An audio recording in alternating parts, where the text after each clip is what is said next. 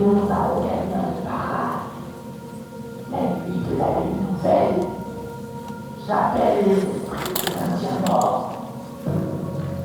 Pourquoi notre chef voit-il dans ses rêves redevenir un ancêtre ou l'apparence d'un homme blanc?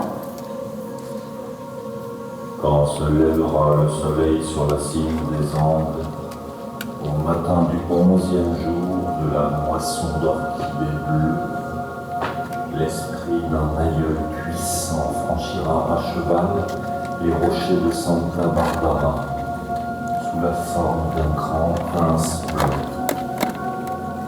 Il approche. Accueillez-le sans armes, avec la paix au cœur. Va, Machi, va apporter la nouvelle à Manil et à son fils, qui la parle. Va, Machi, fille aînée et messagère des esprits. Entends son galop. C'est le grand juge des Toki, le maître des terres, la terreur des démons.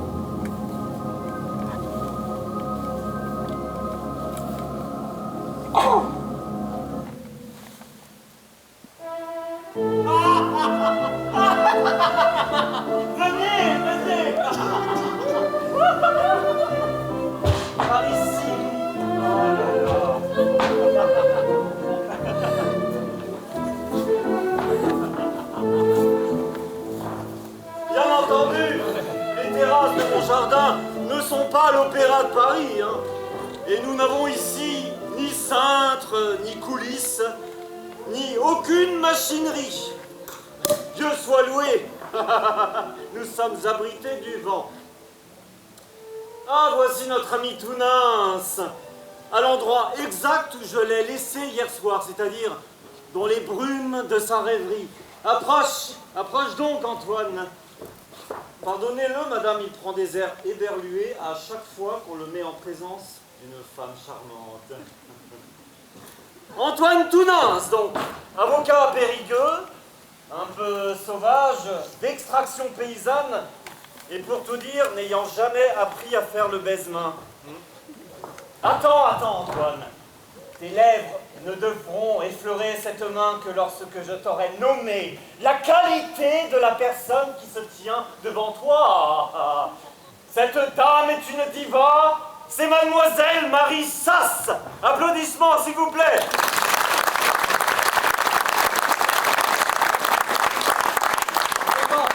Allez, le voilà encore plus éberlué. Que vous disais-je? Baise, Antoine, baise, c'est le moment.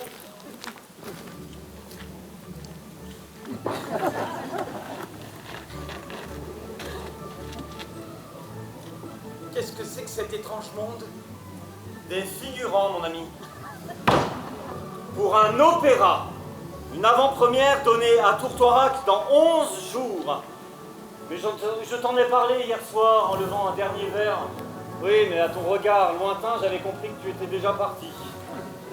Dans les rôles principaux de cet opéra, mademoiselle Marie Sass, on peut l'applaudir s'il vous plaît à nouveau. Mademoiselle Marie Sass et l'orchestre au complet de l'Opéra de Paris. Et je sais, je me l'offre, c'est une folie, mais je me l'offre. Et je vous l'offre, ainsi qu'à tous mes amis du Lardin Saint-Lazare. Bonjour Madame le maire, oui. Bonjour. Quel opéra?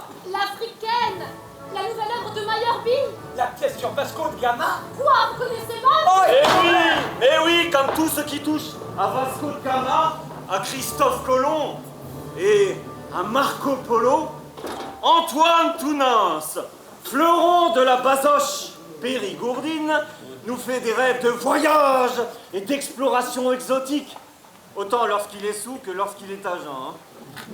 Ajoutez à cela qu'il aime l'opéra autant que moi-même, et qu'enfin il se croit le descendant des seigneurs de Tounins. Je suis d'Artagnan de Gascogne, grand bretteur sans vergogne, au cœur ardent, Je viens d'un pays de cocagne, à 2 pas de l'Espagne, au soleil éclatant. Vous avez une belle voix? Ah oui, je sais. Mais bon, ma fortune, ma famille, la tradition, autant d'obstacles. Je me console donc en dilettante, sans pour autant négliger ma charge de juge de paix à Saint-Pierre de Chignac. Madame le maire, je m'occupe de notre affaire. Hein. En attendant, je m'occupe de vous. Né de Bellarque de Paris. L'Africaine, quel opéra! Oui, je connais Meyerbeer depuis plus de 20 ans. Il me traite en ami. Et j'ai souvent la primeur de tout ce qu'il compose. Monsieur Tounens, Madame. vous avez le physique et les yeux de Vasco de Gama. Oh là là là là là là, cher diva. Vous ne devriez pas l'entraîner sur le terrain de la chimère, je vous l'ai déjà dit. Antoine est un rêveur. Tenez, voulez-vous boire un jus de pêche? Tout à l'heure peut-être. Antoine, pour le moment, je voudrais lire dans la main de Monsieur Tounens, s'il m'y autorise. Méfiez-vous, madame. Il a le cœur comme les yeux, éberlué. Ouais, tâchez de ne voir dans sa main que des promesses de lendemain raisonnables. Soit, buvons à la chiromancie, à l'aventure, à l'opéra. Pourquoi votre ami Desmartins plaisante-t-il toujours sur vous? Oh, nous nous aimons comme frères, c'est sa façon à lui de me protéger de ce qu'il appelle mes rêves. C'est beau, les rêves. Oui, mais il dit craindre que mes rêves s'emballent et que je ne sache pas tenir en scène. Cela ressemble à du mépris. Pourquoi me mépriserait-il? Vous êtes pauvre et il est riche. Je ne suis pas si pauvre, madame.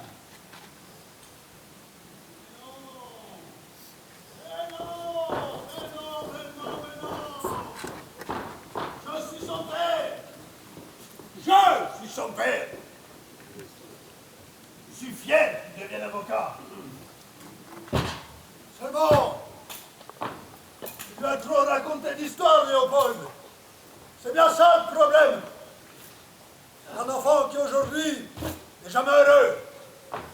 Il voyage en continu dans sa ferme. Vous lui enseignez la géographie et l'histoire de France comme s'il était Bonaparte. Murat! Murat, fils d'un palefrenier, est devenu roi de Naples. Tout est possible aux audacieux. Mais je ne demande pas tant. Maintenant qu'il est avocat, je veux qu'il se range. C'est tout. Oh, ça m'a coûté la moitié des terres de la Jasse, cette affaire. Et même, j'ai fait un bel emprunt. Crédit. Pour lui acheter l'étude d'avoué qu'il lui fallait. Une bien belle étude. À Périgueux. Avec un grand bureau. Vous dites, oh, oh, tu l'as vu le bureau? Et tu l'as vu le bureau? Non, dis! Un Prussien! Mais tu l'as vu le bureau? Oh! Quand il travaille dessus, on le croirait sur un bateau.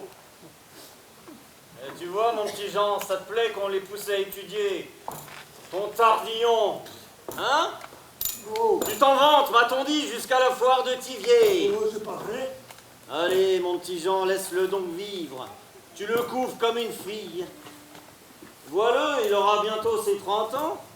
C'est autre chose qui le démange maintenant. Oh! Oh!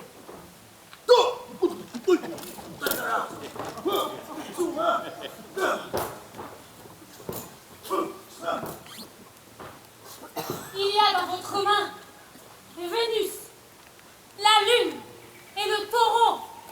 Vous êtes né en mai? Oui, oui, le 12 mai 1825. Antoine, mais vous avez un autre prénom. Aurélie. On m'appelle Aurélie Antoine. Aurélie. un prénom masculin, hein, ici. Ça s'écrit avec un O. Oh, Aurélie! Aurélie! Je vois, je dois me tromper sans doute. Quoi? Voyons en tirant les cartes, si cela se confirme. Retournez en 3. Le pendu. La lune. La roue de fortune. Cela confirme bien ce que j'ai vu dans votre main. Un destin lourd, trop lourd à porter pour vous seul. Mais je vois dans la lune et la roue de fortune la réalisation d'un grand voyage dont vous rêvez depuis longtemps. Voyage? Et cette carte-là, c'est la mort? Peut-être. Tout dépend des autres cartes. Bien, que voyez-vous dans les autres cartes? Une couronne aux couleurs d'or.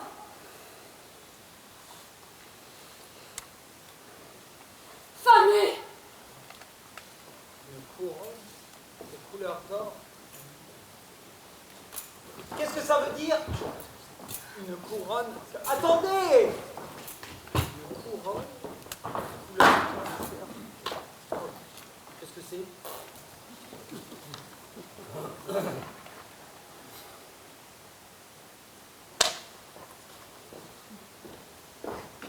La lettre du tribunal! Nous avons gagné, père! Gagné quoi? Oui, la cour a reconnu le bien fondé de ma requête. Désormais, vous n'êtes plus Jean Tounins. Vous êtes Jean de Tounins. Et me voici Aurélie-Antoine de Tounins. Ah, je savais bien. Nous sommes descendants de princes gascons. Les princes gascons de Tounins. Je le savais. Je savais qu'on ne nous appelait pas les princes pour rien, mais l'olive. Et alors? Ça n'augmentera pas le troupeau de mes oies, hein? Il m'a fallu des années de recherche, de diplomatie, de requêtes, des piles de dossiers comme ça pour y parvenir. Il nous aura fallu aussi 23 hectares de terre pour payer les frais de justice, hein? Oui, mais vous voilà aujourd'hui de Tounins, père. Ah bah ça fait cher de la particule, hein? C'est comme un manteau d'or qu'on a jeté sur mes épaules. Désormais, tout est possible. Mon Dieu! Mon Dieu, celui-là! Mais Dieu seul sait où il nous mène! Je me demande quand même, Léopold, si je n'aurais pas mieux fait de le confier au curé. Plutôt qu'à toi, l'instituteur. Allez, c'est bien joli tout ça, mais le prince a ses bêtes à rentrer.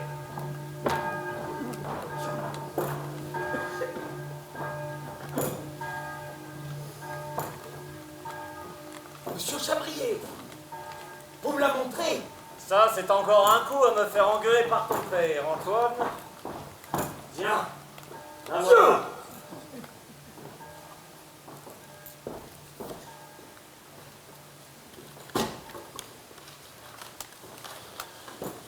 Oh, tout est indiqué.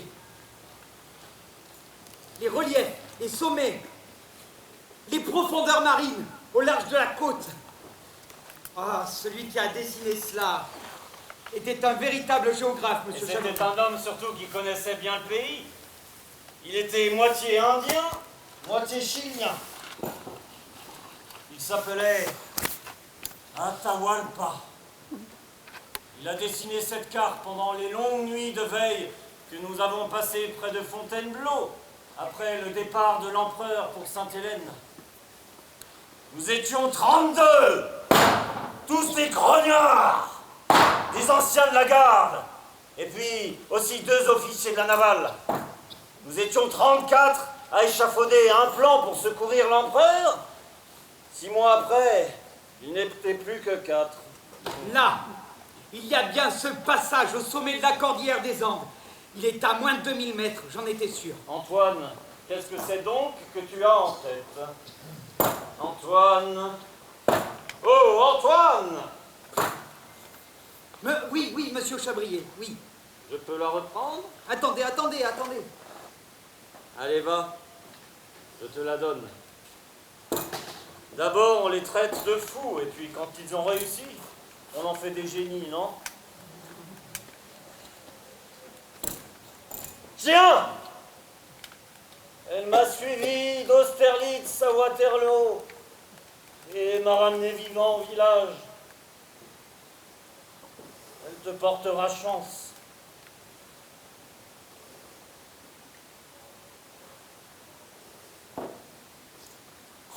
Quand on veut, on peut.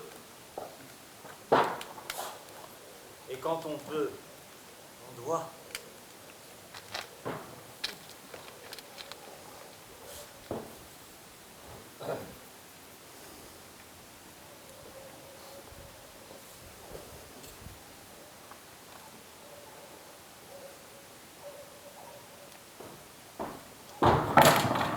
Et maintenant, écoutez-moi tous. Chers amis, j'ai un plan élaboré, construit, mûri au fond de moi pendant des années. Ah, si vous saviez, j'en ai tellement rêvé, j'ai l'impression de l'avoir vécu. D'ailleurs, qui sait, je vais traverser l'océan pour aller presque au bout du monde, au sud du continent américain, dans un pays qu'on appelle l'Araucanie, voisin du Chili, une vaste tache blanche, aussi large que la France. Et là, je vais fonder un royaume. Et disais, mon petit,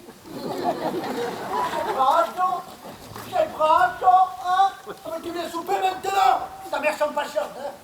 Voilà une autre paire de manches. Père! Voilà. Il y a un pays, l'Araucanie, au sud du continent américain.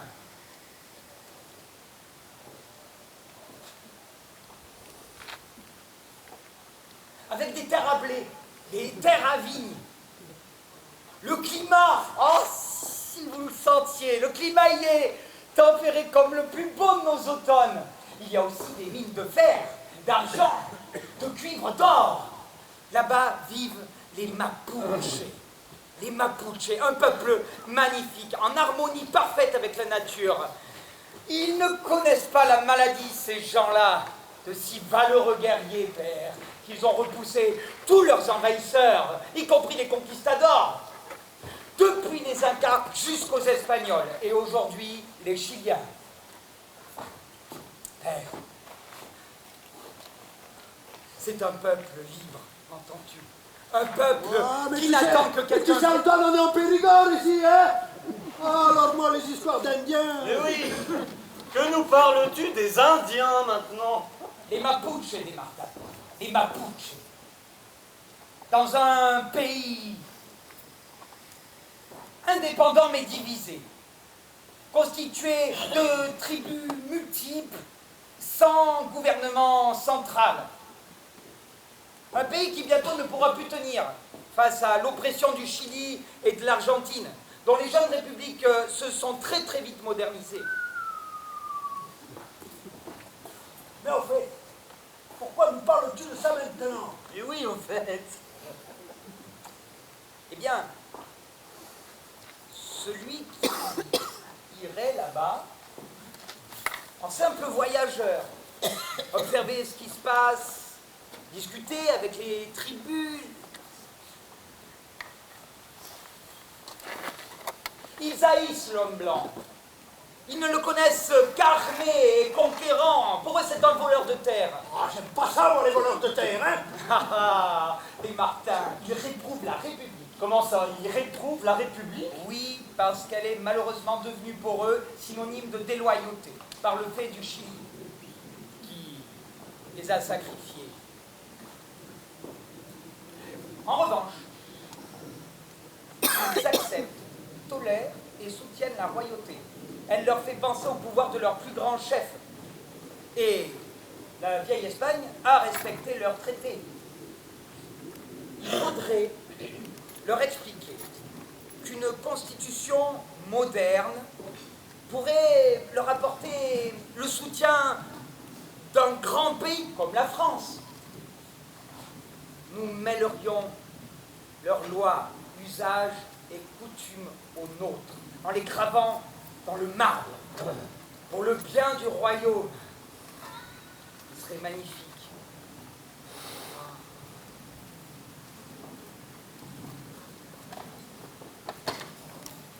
Père,